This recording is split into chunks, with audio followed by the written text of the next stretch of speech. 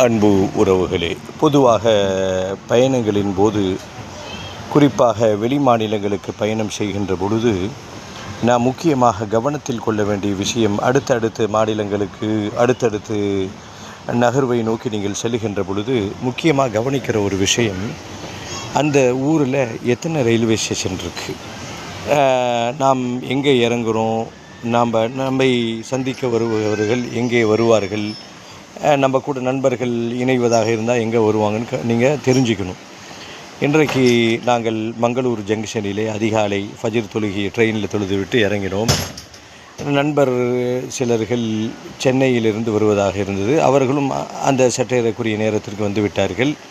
அவர்கள் நாங்கள் இங்கே காத்திருக்கிறோம் வாருங்கள் என்று சொன்னார்கள். முதல் பிளாட்ஃபாரத்திலே அரை மணி நேரம் சுற்றுகிறோம்.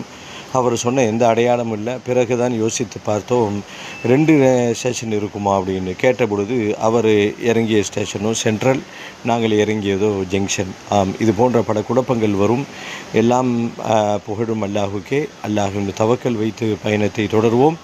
எந்த பயணம் செய்தாலும் நாம் செய்கின்ற முதல் வேலை அல்லாஹில் நம்பிக்கை வைத்து அல்லாஹ்விடத்திலே பாதுகாவல் தேட வேண்டும். அல்லாஹும்ம இன்னா நஸ்அலுக ஃபீ ஸஃபரினா ஹாதல் பிர்ர வத்தக்வா, அந்த அழகான நபி மொழி கற்றுத்தந்த பிரார்த்தனைகளை நாம் ஓத வேண்டும். அல்லாஹ் நம் அனைவரையும் பாதுகாப்பான். நம் பயணம் இறையச்சத்தோடு ஒரு குதூகலமான பயணமாக அல்லாஹ் ஆக்கி வைப்பான். தொடர்ந்து பயணிப்போம் இன்ஷா அல்லாஹ்.